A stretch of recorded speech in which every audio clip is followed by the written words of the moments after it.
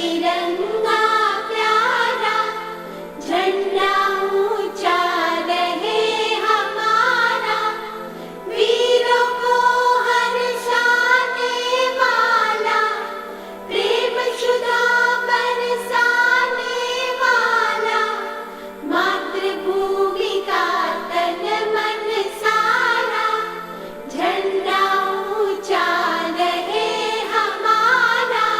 वंदे वंदे भारत माता की वंदे मातरम वंदे मातरम वंदे मातरम वंदे वंदे मातरम वंदे मातरम वंदे मातरम वंदे वंदे मातरम वंदे मातरम वंदे मातरम वंदे।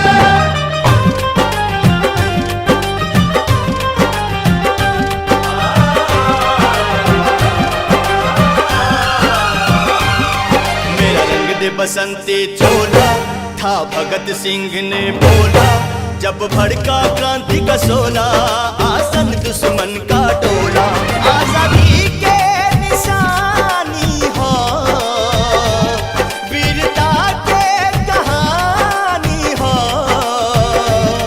जन जन में जगा दे इनकलाब के नारा, ऐसन आपन तिरंगा प्यारा, जन जन में जगा दे इनकलाब के नारा, ऐसन आपन तिरंगा प्यारा।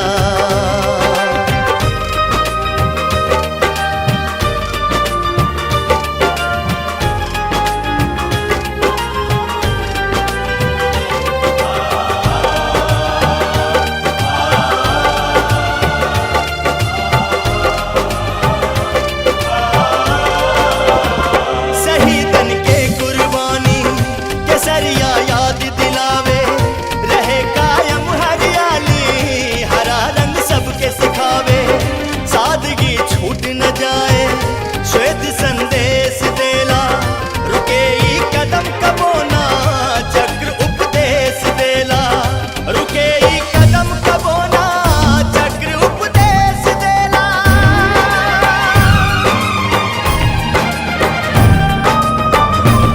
ई प्रतीक आजादी के, त्याग शेखर आगाधी के, हर हिंदुस्तानी के अखियन के तारा, ऐसन आपन तिरंगा प्यारा, जन जन में जगा दे इनकलाब के नारा, ऐसन आपन